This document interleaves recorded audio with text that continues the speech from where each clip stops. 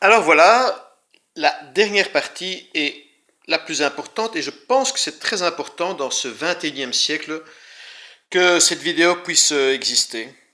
Euh, voilà, parce que c'est une explication qui est vraiment très très importante. C'est ce qu'on pourrait appeler la voie ésotérique ou la voie de grande sagesse au sein même du christianisme et ceci en Occident, hein, puisque j'ai parlé des icasmes aussi, bon, on pourrait plutôt dire en Orient. Et donc, cette voie unitive est souvent euh, mise comme le cercle, puisque c'est une véritable réintégration vers notre source divine, notre moi profond.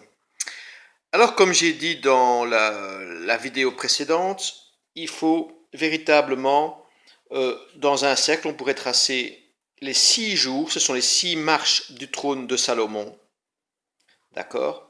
Ce sont les 6 jours de la recréation vers le centre qui est le grand jour du repos, ce qu'on pourrait appeler le sabbat, le Shabbat. C'est la grande quiétude qui existe aussi dans l'hindouisme et dans le bouddhisme.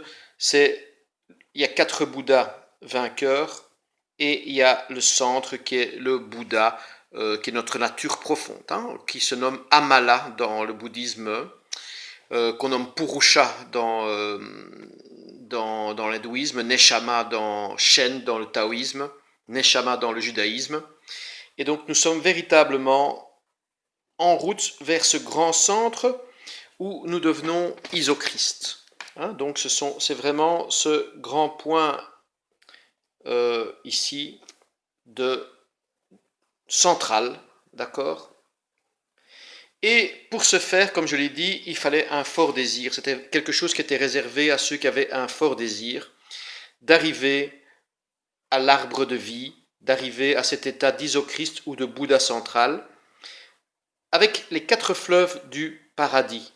Voyez-vous, les 4 fleuves du paradis.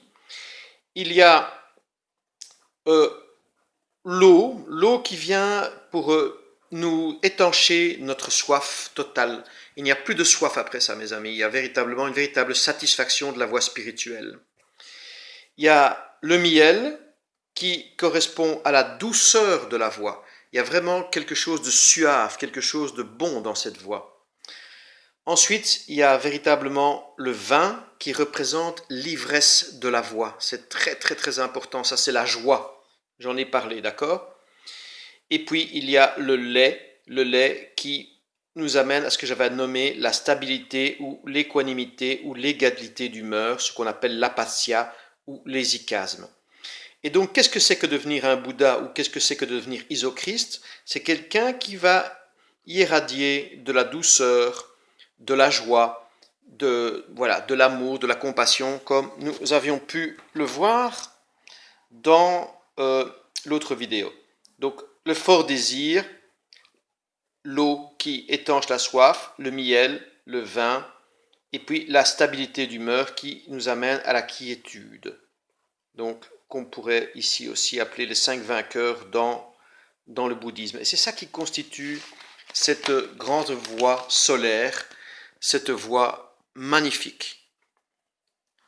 Alors mes amis, c'est dans le quotidien même de la vie que nous devons rayonner la joie, l'amour, la compassion et essayer d'acquérir ce que les hésicastes nomment l'apasya, le calme, le grand calme central. Ça ne veut pas dire l'inactivité, hein. Ça veut dire tout simplement qu'au centre de notre être, ce centre qu'on peut symboliser par un point, au centre de tout, la véritable voie ésotérique, il y ait ce calme qui permet l'action, bien entendu, mais qui fait que nous soyons stabilisés au-delà du corps mental et au-delà du corps émotionnel.